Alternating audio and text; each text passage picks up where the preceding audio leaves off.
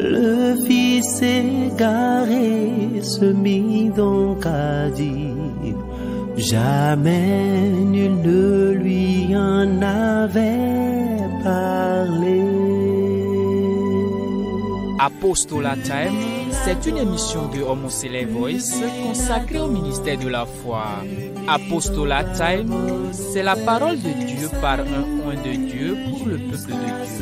Apostolat Time, c'est le salut, c'est le salut.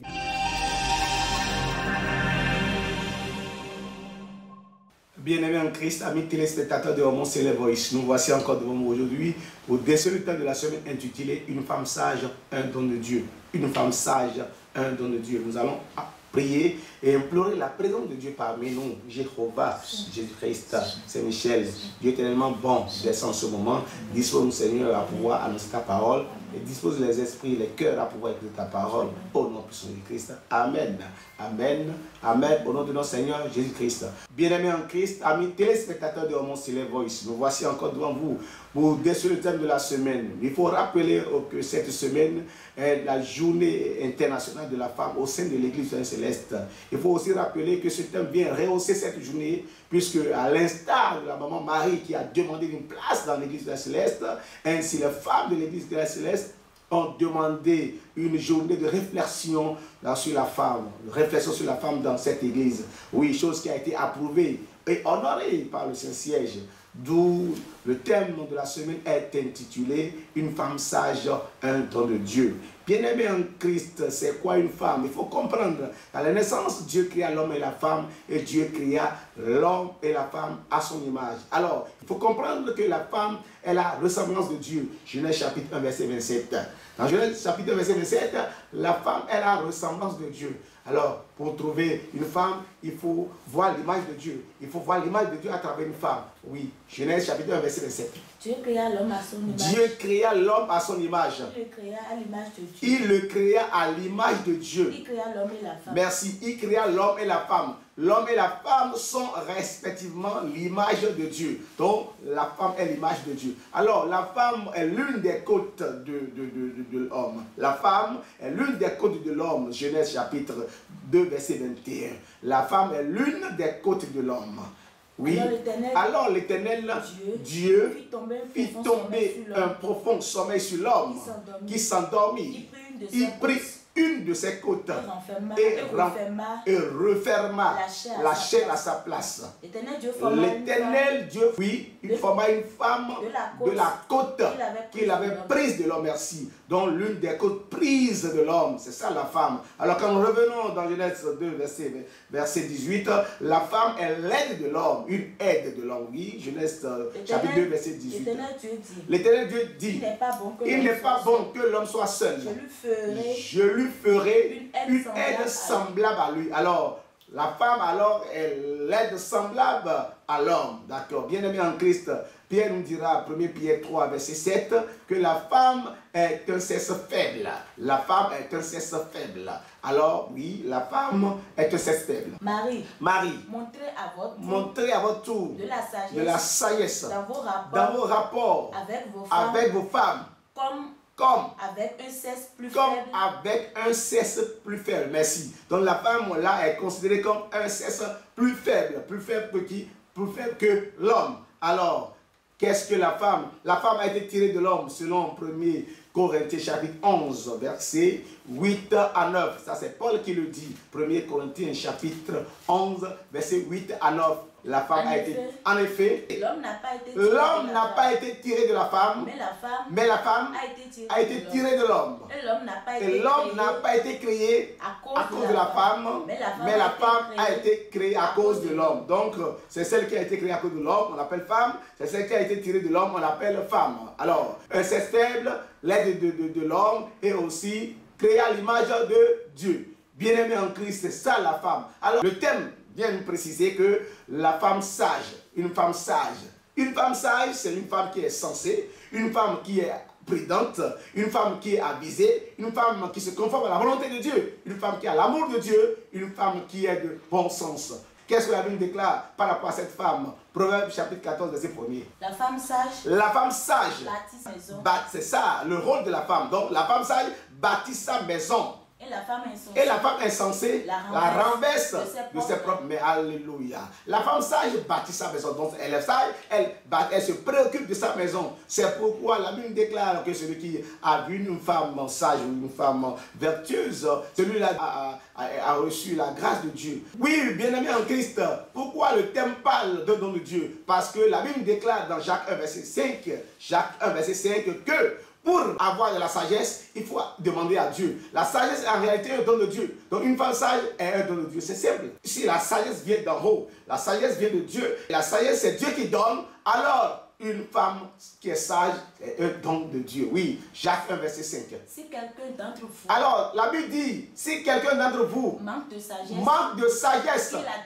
qu'il la demande à Dieu, qui donne à tout simplement, et sans reproche, c'est ça. Alors, et elle lui sera donnée, et elle lui sera attribuée. Alors, une femme qui est sage, c'est un don de Dieu. Puisque la sagesse, c'est Dieu qui donne. La Bible dit, tous ceux qui veulent la sagesse, n'ont qu'à demander à Dieu qui donne sans reproche, qui donne sans reproche. C'est de ça qu'il s'agit. Oui, et pourquoi? Il faut comprendre que dans Jacques 3, verset 16-17, que la sagesse qui vient d'en haut, elle est pure. Car là où il y a deux, c'est verset 17, Jacques 3, verset 17. La sagesse d'en haut est premièrement pure. Ensuite pacifique. Modérée. Donc cela veut dire quoi? Ça c'est les critères, les caractères d'une femme sage, ça. Puisque la femme est sage, elle doit être une sage d'un cœur pur. Elle doit être modérée, elle doit être pacifique, oui. Pacifique, modérée, conciliante. Elle doit avoir l'art de concilier, de réconcilier les gens, oui. Pleine de miséricorde et de bons fruits. C'est ça. Exempte de duplicité, d'hypocrisie. Oui, merci. Exempte de duplicité. Bien-aimé en Christ, c'est de ça qu'il s'agit. Le thème vient caricaturer la femme sage, vient caricaturer la femme de l'Église céleste, la femme de l'ECC. Elle doit être une femme sage. Puisque dès lors, la femme, d'accord, a péché, Ève a désobéi et a traîné le monde dans la désobéissance. Dans Genèse chapitre 3, nous n'allons pas lire. Puisque cette femme est réellement la femme insensée. Elle n'a pas voulu construire sa maison parce qu'elle renverse sa maison de sa propre main. Elle l'a fait. Elle a renversé sa maison. Le jardin d'Éden était considéré comme la demeure, comme la maison, comme le domicile d'Adam et d'Ève. Mais il faut comprendre que par la convoitise des yeux, par la convoitise de la chair, par la convoitise et par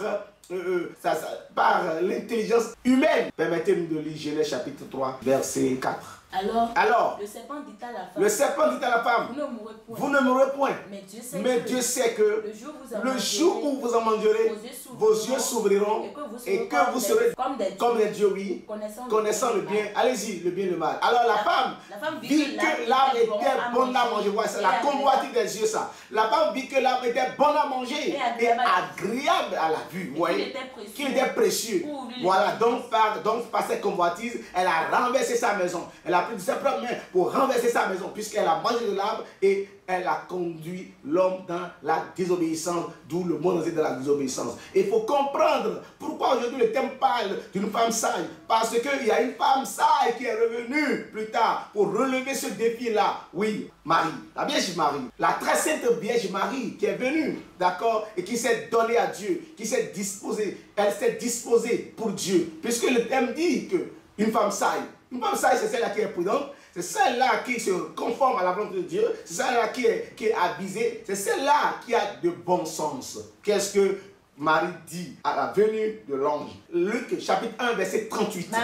Marie dit, je suis la servante du Seigneur. Elle a été prédisposée. Elle s'est disposée à Dieu. Elle a fait la volonté de Dieu. Elle se prédispose pour Dieu. C'est de ça qu'il s'agit. C'est celle-là qui est la femme sage.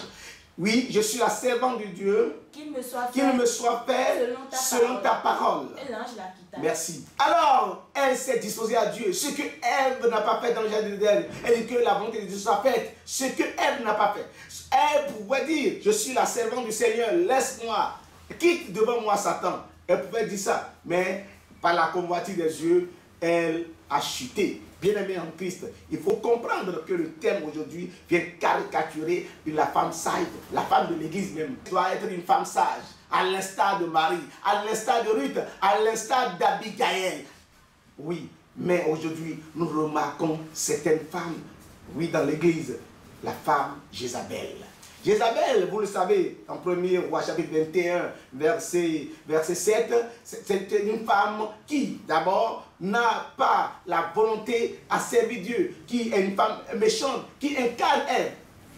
Qui incarne Ève et qui incarne par ricochet le serpent ancien. Le serpent ancien. Oui, 1er Roi chapitre 21, verset 7. Alors Jézabel, sa femme, lui dit, est-ce bien toi maintenant, qui exerce la souveraineté sur Israël? Lève-toi. Prends de la nourriture. Et que ton cœur se réjouisse. Moi, je te donnerai la vie de Naboth. Il faut comprendre que Naboth avait une fille qui a été convoitée par le roi Achab. Le roi Achab est le mari de Jézabel. Alors, Naboth a refusé catégoriquement de donner cette vigne à Achab. Mais étant donné que la femme, Jézabel, avait de la rancune, de la haine, de la méchanceté, elle était incarnée du diable, elle était incarnée de ce serpent ancien, a voulu montrer, d'accord, sa vengeance et a dit à son mari, calme-toi, lève-toi, va manger, je m'occuperai de ce Naboth. Qu'est-ce qui s'est passé? Oui. Et elle écrivit au nom d'Achab des lettres. Oui. Et qu'elle envoya aux anciens et aux magistrats qui habitaient avec Naboth bien sûr. Dans sa ville. Oui. Voici ce qu'elle écrivit dans ses lettres. Publiez un jeune. Placez Naboth à la tête du peuple. Et mettez en face de lui deux méchants hommes qui déposeront ainsi contre lui. Tu as maudit Dieu et le roi. Puis menez-le dehors. Lapidez-le. Voyez qu'il meurt. Voyez, donc elle commet de meurtre. Ça, c'est la femme insensée. Elle n'est pas sage. La femme insensée, c'est elle qui est prudente à viser, qui se dispose de Dieu. Elle a de bon sens. Celle qui a de bon sens ne peut jamais faire ce que Jézabel a fait. Il faut comprendre que quand la Bible dit que quelqu'un est belle de figure, ce n'est pas aller se maquiller, ce n'est pas aller faire le make-up. Non, mais il faut que réellement que sans rien faire, de façon naturelle, qu'on soit belle de figure. Il faut pourquoi je le dis? Parce que quand vous lisez 2e Roi chapitre 9, verset 30, Jézabel n'est pas belle de figure. Elle se parle de fard. Elle se parle des produits cosmétiques. Et le cosmétique vient de Jézabel.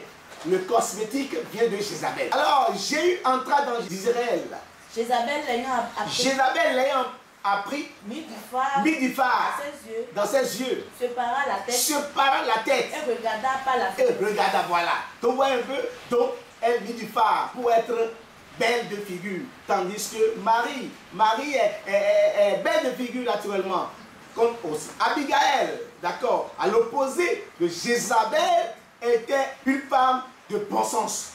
Telle que la Bible dit, celle qui est sage doit être de bon sens. 1er Samuel, chapitre 25, verset 3. Le nom de cet homme était Nabal. Et sa femme? Alors, Nabal est le mari d'Abigail. Et Abigail, oui. Et sa femme s'appelle Abigail. C'était une femme de bon sens. Alors, la Bible dit qu'elle est une femme de bon sens. Et belle de figure. Voilà. Quand on parle de belle de figure, c'est quoi? C'est qu'on soit naturellement belle. Ce n'est pas d'aller faire le make-up. Ce n'est pas de mettre des fards. C'est elle là. C'est Jézabel qui est la mère, qui est la source de cosmétique, qui est la mère de make-up. C'est elle qui incarne Satan. Mais elle n'était pas naturellement belle. Bien-aimée en Christ, c'est pourquoi il faut comprendre qu'une femme sage, elle est conciliante. Quelle a été l'attitude d'Abigail lorsque David a demandé à Nabal de lui donner à manger? Nabal étant un homme méchant a refusé catégoriquement à David. David l'a poursuivi. David voulait exterminer toute la maison de Nabal. Mais quelle a été la réaction prompte, dynamique? Quelle est la prompte réaction d'Abigail? C'est de ça qu'il s'agit. Une femme de bon sens, une femme sage. Qu'est-ce que cette femme doit faire? Oui, verset 23. Lorsque Abigail a aperçu David, elle descendit rapidement de l'âne, tomba sur sa face en présence de David et se prosterna contre terre. Puis, se jetant à ses pieds, elle dit, à moi la faute, mon Seigneur, permets à ta servante de parler à tes oreilles et écoute les paroles. C'est de ça qu'il s'agit. Elle est pleine de bon sens, elle doit être réconciliante, elle doit être pacifique, modérée, oui. Que mon Seigneur ne prenne pas garde à ce méchant homme. Donc, cela veut dire quoi? Elle minimise, elle humilie, elle avilit en réalité son mari pour sauver sa maison. Et pour sauver la vie à son mari et à ses progénitures, oui. Ou à leur progéniture, oui, à Nabal. Vas-y, car il est comme son nom. Nabal est son nom. Ce n'est pas en réalité pour se moquer de son mari, mais c'est de tout faire pour sauver la vie de son mari, pour préserver la vie à son mari. Oui. Il y a chez lui de la folie. Et moi, ta servante, je n'ai pas vu les gens que le Seigneur a envoyés. Maintenant, mon Seigneur, aussi vrai que l'Éternel est vivant, et que ton âme est vivante, c'est l'Éternel qui t'a empêché de répandre le sang.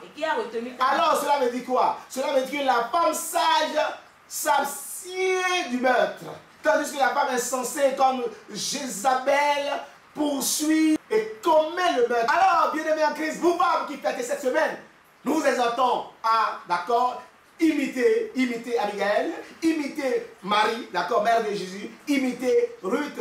Vous voyez, le commandant de Ruth, nous n'allons pas lire. Imiter Ruth, imiter Esther, imiter Judith, Sarah, pour ne pourrait citer que celle-là. Bien-aimés en Christ, qu'est-ce que la Bible dit dans 1 Timothée 2, verset 9? Je veux aussi que les femmes... Alors, je veux aussi que les femmes... vêtues d'une manière décente, avec pudeur et modestie, ne se parlent ni de tresse, ni d'or, ni de perles, ni d'habits somptueux, mais qu'elles se parlent de bonnes œuvres. C'est ça, les bonnes œuvres que Dieu veut de nous. Femmes célestes, il faut produire de bonnes œuvres. C'est de ça qu'il s'agit. Qu'est-ce que le roi Salomon dira dans Proverbes chapitre 31, verset 30 à 31. Proverbes chapitre 31, 30 à 31. La grâce est trompeuse. Et la beauté est vaine. La femme qui craint l'Éternel, c'est ce que la Bible nous enseigne. La femme qui craint l'Éternel. Parce qu'aujourd'hui, lorsque nous allons regarder seulement la beauté du visage, nous allons nous tromper. La beauté est trompeuse, mais c'est la femme qui craint l'Éternel que Dieu veut de nous. Oui. Et celle qui sera louée. La femme qui craint l'Éternel, elle sera louée. Alors, femme de l'Église céleste, tu veux vraiment que ta fête soit belle, que ta fête soit de bon sens, il faut imiter celle-là qui craint l'Éternel. Que le nom de Dieu soit loué. Alléluia. Jéhovah, Jésus-Christ, Saint-Michel, Dieu est tellement bon. Nous venons d'écouter ta parole. Grave-la dans ta vie de cœur. Enseigne-nous à pouvoir écouter, garder ta parole. Amen. Et à pouvoir mettre ta parole en exergue.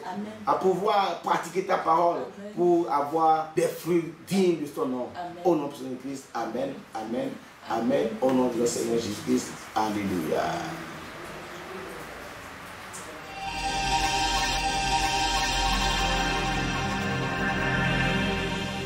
Le fils égaré se mit donc à dire, jamais nul ne lui en avait parlé.